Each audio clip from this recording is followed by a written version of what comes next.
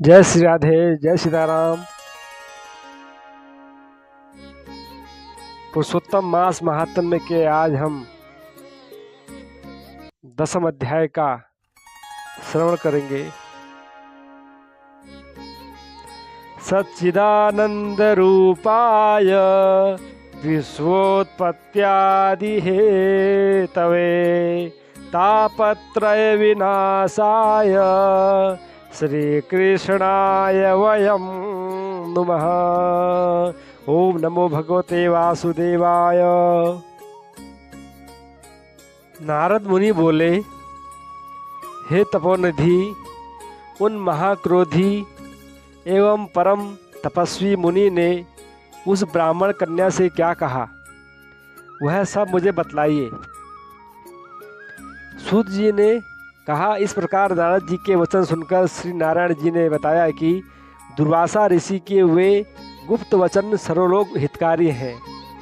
श्री नारायण जी ने वे वचन नारद जी को सुनाते हुए कहा कि कृपालु मेधावी ऋषि ने ब्राह्मण पुत्री के दुख निवारणार्थ जो कहा वह इस प्रकार है। दुर्वासा ने कहा, हे सुंदरी, बहुत गुप्त बात कहता हूँ।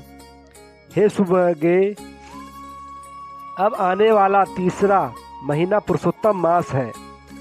उसमें तीर्थ में जाकर स्नान करने से मनुष्य बाल हत्या के दोष से मुक्त हो जाता है। हे सुंदरी, इससे अधिक कार्तिक आदि महीने भी नहीं हैं। सब महीने और पर्व आदि पुरुषोत्तम मास के 16वीं कला के भी समान नहीं है। वेद शास्त्र के समस्त साधन इस मास के 16वीं कला से भी समानता नहीं कर सकते हैं।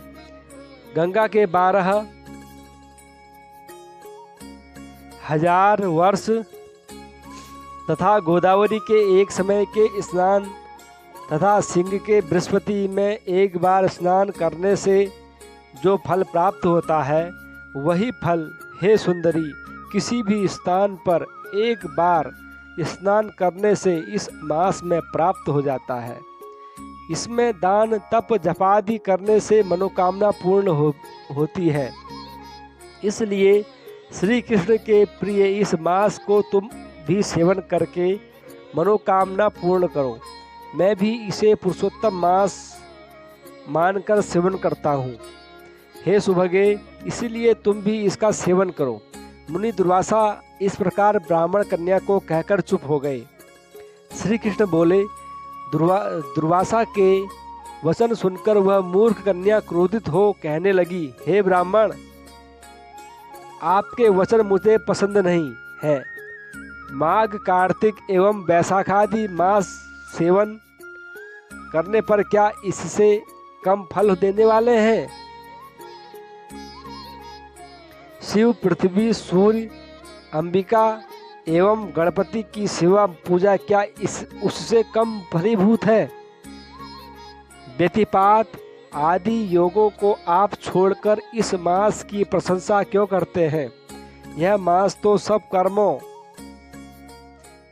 में निंदित मल मास है। आपको लज्जा आनी चाहिए। सूर्य की संक्रांति इसमें होने से इसे श्राप श्रेष्ठ कैसे कह सकते हैं? मैं जानती हूँ कि सब दुखहारी निसंदेह श्री हरि हैं। ब्राह्मण पुत्री के वचन सुनकर दुर्वासा की आंखें क्रोध से लाल हो गई, किंतु मित्र कन्या होने के कारण फिर भी उसे शाप नहीं दिया, अपितु दया आ गई। उसे अपना हित अनित जानने में योग्य नहीं समझा।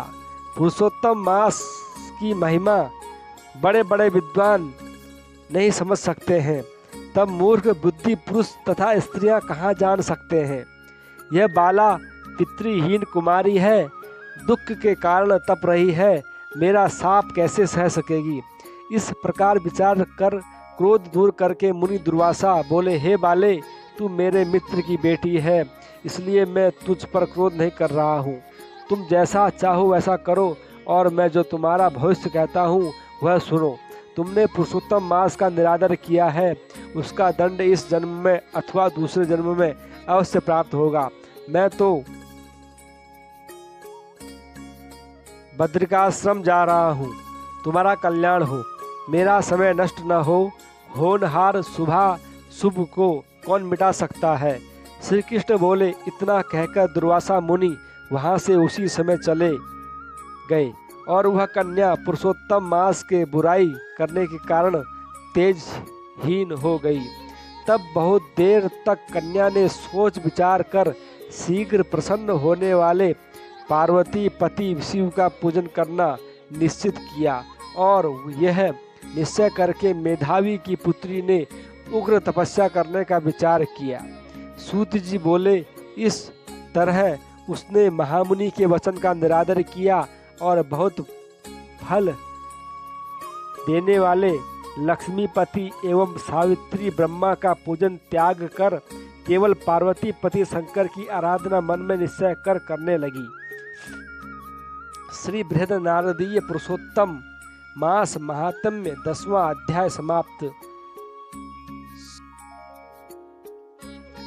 श्री कृष्ण गोविंद हरे मुरारे, हे नाथ नारायण वासुदेव।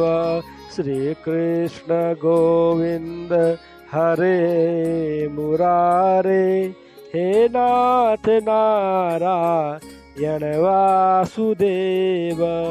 हे नाथ नारायण वासुदेव, हे नाथ नारायण वासुदेव।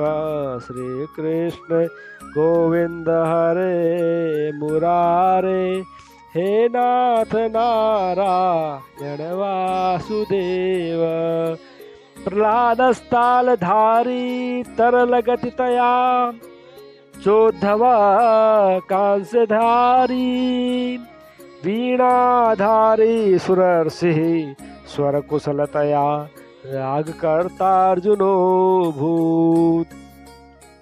इन्द्रो वादीन् मृदङ्गं जय जय सुकराः, कीर्तने ते कुमारा। यत्राग्रे भाववक्ता सरसरचनया व्यासपुत्रो बभूव।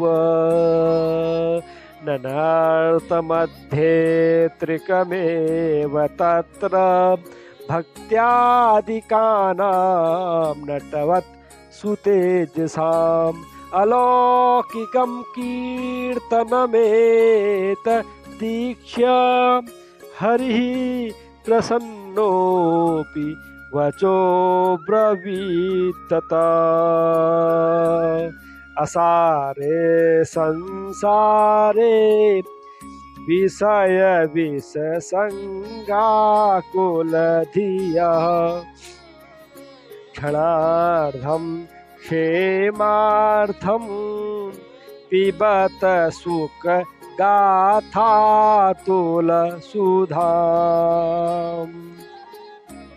किमर्थं व्यर्थं भो व्रजत कुपथे कुत्सित कथे।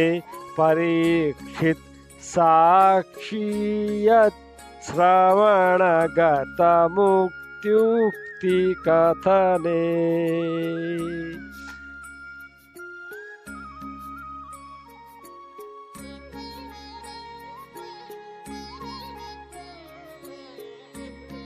भवे भवे यथा भक्तिः पादयोस्तव जायते, तथा कुरुष्व देवेश नाथस्त्वं नु यतः प्रभो। ओम नमो भगवते वासुदेवाय।